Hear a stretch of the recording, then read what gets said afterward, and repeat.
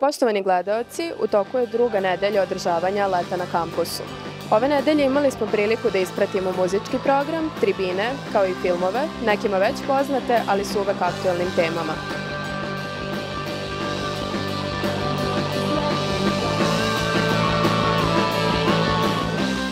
Zašto ste doneli odluku da se odazovete na poziv za ovaj festival?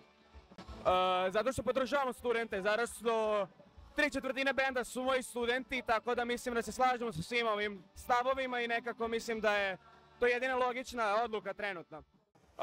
Pa, pre svega, studenti su od početka čitave ove tragedije i inicijative napravili kolektivno jedan onako istorijski napor da se izbore za i neku hrabrost i neki preokret u ovom društvu i svi ovi napori su u smeru toga da nama svima bude bolje i ne samo studenti, već i drugi, kako kažemo, ostatak naroda koji ih podržava. Tako da najmanje što mogu da uradim je kada me pozovu studenti da nastupam, da dođem da nastupam. Nekako mi je sve ovo, iako je svaka žurka koju radim nešto posebno, ali ovo je meni nešto vrlo bitno, pogotovo jer sam i ja student i nekako i lično osjećam sve ovo što se dešava sada. Prvo smatram da je ovo jedna od najboljih stvari koje se desila na kampusu i što je jedna od boljih stvari za blokade. Leto je, lepo je vreme, mislim da je ovo savršena stvar i meni prvo, koji se svaki dan na protestima, smatram da ovo je jedno od najboljih mesta gde sam mogu da dođem. Prihvatio sam odmah, pored toga pomažem organizaciji, tako da nije mi trebalo puno da se nateram da pristanem na ovo. Zato što mislimo da studenti rade jako dobru stvar i zato što želimo da ih podržimo. Inače, nismo samo mi se odazvali su se mnogi kulturni radnici, tako da bilo je podrazumevano da smo i mi tu. Velika nam je čast i privilegija da uradimo ovo za vas.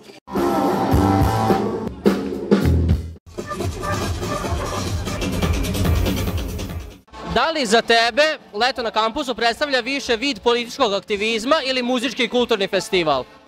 Ja bih rekao oba, zato što kroz muziku i kulturu pokazujemo taj politički aktivizam.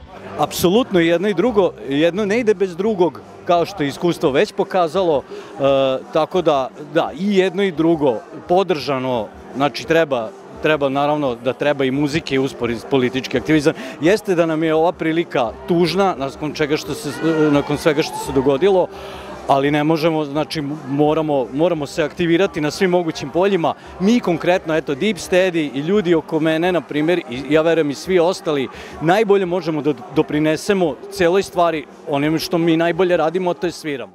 Sviđa mi se što se nešto novo događa ovde i što su studenti preuzeli inicijativu, jer mislim da je za našu scenu ovo vrlo bitno i da se promovišu mladi ljudi i da pokažu to što znaju, jer dosta njih nema priliku da to pokaže, pogotovo na sceni na kojoj je sada, kako da kažem, nekako se sve vrti oko para i oko tako nekih stvari i onda neki ljudi ne dobiju priliku. Pa DJing je dijalog i ja jako volim tehno jer je tehno neki, kako da kažem, fleksibilan oblik muzike za DJing gde ja imam ogromnu slobodu da se prilagodim publici pred kim god da stojim i u suštini nema tu preterane pripreme, osim toga da poznajem svoju muziku i da ponesem muzike. Onog trenutka kako pustim prvu traku, tu bilo kakva priprema prestaje i počinje dijalog koji se dešava na licu mesta. Tako da od žurke do žurke zavisi šta ću puštati, kako ću neku atmosferu pokušavati da napravim i tako dalje. Tribine su značajan deo ovog festivala. One stvaraju prostor za iznošenje mišljenja bez straha i za otvoren dijalog. Ove nedelje imali smo priliku da slušamo tribinu Represija i psihičko zdravlje. Možete li malo više da kažete našim gledaocima o čemu je sve bilo reči večeras? Probali smo da temu represije proširimo sa onoga čemu svi u ovom momentu svedočimo, kao vrlo očito nasilje, neka vrsta osvete grupi koja je trenutno aktivna pa reći ću protiv vlasti, protiv njihovih aktivnosti i u zahtevima za njihovom odgovornošću, da proširimo zapravo na suštinsko značenje represije, odnosno da razumemo da su različite aktivnosti koje su usmerene na ponižavanje, otuđivanje, nasilje nad nekim grupama koje su po nečemu različite, koje izazivaju vrednosti, traže da kritički promišljamo i da se nekako organizujemo u zajednicu koja nije baš tako jednostavno uklopiva, da su zapravo kontinuirane među nama, da se dešavaju i drugim grupama i nevezano za ove aktuelne procese i da zapravo mi ne samo da trenutno živimo nekakve kontekst represije, nego da živimo u društvu koje je zasićeno represijom kao vrednošću, u kom je relativizovano nasilje, u kom je relativizovana ideja omalovažavanja različitih grupa i u kom se zapravo takav način života dešava ne samo globalno na društvenom planu, nego i u preduzećima, i u vršnjačkim grupama, i u porodicama, gde zapravo imamo nekakav sistem koji debelo onako daje nekakvu vrstu osnova da se na taj način živi kontinuirano. Znači ne samo vezano za trenutno dešavanje, nego uopšte. Zanimalo nas je i šta je to tačno relativizacija nasilja i na koje se sve načine ona manifestuje u našem društvu. Ta atmosfera zastrašivanja koja nastane kao rezultat tih rigidnih zahteva i prakse kojom se demonstrira moć, jer moć realno u tom slučaju ne postoji, nameće poslušnost kao jedinu prihvatljivu opciju za ogroman broj ljudi. I u tom smislu kada pričamo o onima koji ćute, koji su neutralni, koji su neaktivni, koji se prave da ne vide, koji se prave da žive drugačiji život, oni takođe jesu žrtve represije i veliki broj njih zapravo doživljava takođe posledice. Mi živimo u društvu u kom je potpuno normalno, na primjer, da roditelj povuče dete u žbun i tamo ga premlati zato što je nešto učinio nažao i mi to zovemo snažnim, čvrstim vaspitanjem. Mi smo društvo koje se jako trudi da, recimo, ukine fizičku kaznu, ali nam nekako to nikako ne polazi za rukom. Ne polazi nam za rukom zato što je nasilje duboko ukorenjeno u različite aspekte našeg funkcionisanja. Mi imamo pretnje, zastrašivanja, ponižavanja, nazivanje ružnim imenima, što su takođe oblici nasilja u svakodnevnoj komunikaciji svuda. Na medijima, od strane vlasti, od strane nama nadređenih osoba. I onda prosto imamo društvo u kom u svakom aspektu našeg funkcionisanja, u svakom aspektu našeg života tokom dana, mi imamo nekakvo iskustvo nasilja. Kad kažemo relativizacija, kažem da hrpu tih stvari mi više ni ne prepoznajemo kao nasilje, nego vrednujemo ili imenujemo kao nešto normalno, čak mu dajemo možda ponekad i pozitivnu konotaciju. Pa je čvrsta ruka, na primjer, nešto što je okej, pa je neko ko je na hijerarhijski više poziciji, automatski neko ko treba da te gazi ili treba da zahteva od tebe puno stvari, što zapravo ništa nije tačno. Mi bismo trebali da budemo ljudi koji svoje odnose, bez obzira da li se radi o hijerarhijski uređenim odnosima, odnosu između roditelja i deteta, odnosu između vlasti i građana, zasnivamo na pravima, poštovanju, uvažavanju i građenju zajedništva. Možete li reći kakve korake mi kao građani možemo preduzeti da se umanji represija u ovako heterogenoj celini u kakvoj živimo? Društva su uvek heterogena, znači sve grupe ljudi su heterogene i za svakog od nas to je veliki broj identiteta i mi smo puno toga u istom momentu. Mi nikada ne možemo biti, niko od nas nikada ne može biti u zajednici koja je pod nečemu ista. U tom smislu mi ćemo uvek trebati da znamo da nekako prevazilazimo razlike, da otvorimo dijalog, da imamo neku ideju o tome da i za osobe koje smo spremni da nazovemo nekim imenom ili se prema njima ponašamo na neki način, nekom represivnom merom, ako tako mogu da kažem, stoji osoba sa svojim potrebama, pravima, identitetima, željama, mogućnostima, razvojem, čime god. I u tom smislu najbolje što možemo da uradimo je da snažno negujemo kritičko promišljanje, zauzimanje perspektiva drugih, promišljanje o mojim ličnim postupcima i postupcima drugih ljudi. Takođe, ono što možemo da radimo je da se povezujemo u zajednice koje vrlo jasno informišu druge o tome ko smo mi, šta smo mi, na koje načine živimo i slično, da delimo proverene informacije i dozvolimo drugima da upoznaju našu grupu, da je načinimo vidljivom, jasnom i prosto da iz toga nekako gajimo nekakve veštine da prihvatamo jedni druge i da budemo tu jedni za druge bez obzira na različitosti. U protekloj nedelji smo putem otvorenog pisma profesora emeritusa Gorana Markovića saznali da na predmetu poetika velikih reditelja 1 i 2 na kojim on predaje kao profesor su sada angažovani drugi profesori. Rekao je da o tome ga Akademija umetnosti nije obavestila. Usledilo je saopštenje Akademije umetnosti u Novom Sadu u kom navode da je on i dalje u zvanju profesora, da ugovor s njim nije raskinut i da su planirali da ga produže, ali pošto je on odbio da drži bilo kakav vid nastave tokom studentskih blokada, su bili primorani da mu nađu zamenu. Povodom ove situacije organizovan je razgovor sa profesorom Goranom Markovićem, nakon čega je usledila projekcija filma u njegovoj režiji Specijalno vaspitanje. Estetike i etike je znak jednakosti. Ne možete vi biti umetnik ako ste sumnjiv čovek.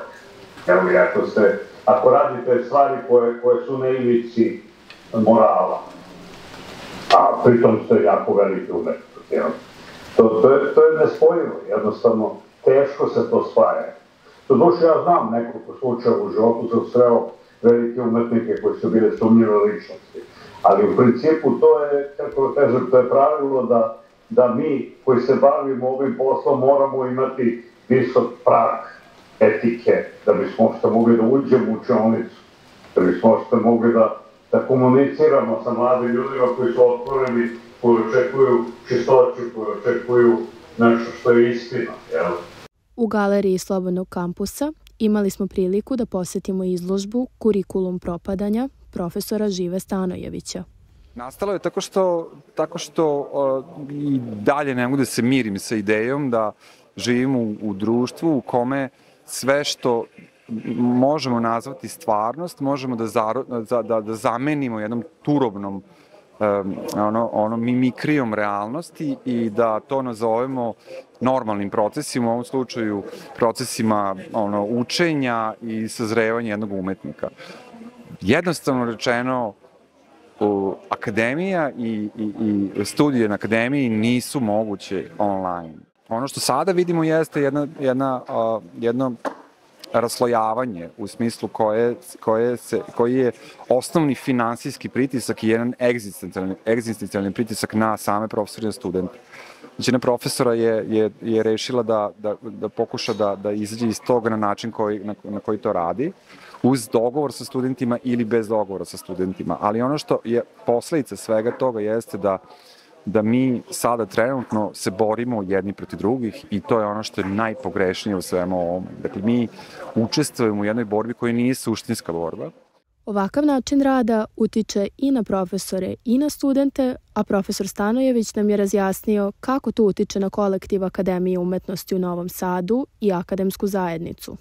Ovo jeste jedna vrsta opomene, ovo jeste jedna vrsta kritike svih nas da učestvujemo u procesima koje nazivamo akademskim studijima, dok, kao što i ovi plakati mogu da pokažu, dok su nam studenti u zatvoru, dok su politički progonjeni, dok su u izgnanstvu, dok ih lome vilice i prosto grupa profesora i studenta koji se ne miri sa ovakvim stanjem stvari je ona koja u stvari stoji iza ovih poruka koje stoje na samim plakatima. U petak, 1. avgusta, obeleženo je 9 meseci od pada nadstrešnice u Novom Sadu. Leto na kampusu nije samo kulturno-umetnička manifestacija, već i način da se iskažu stav, bunt i sloboda mišljenja. Zato je, pored prilagođenog programa, organizovana i komemorativna šetnja od kampusa do železničke stanice u Novom Sadu.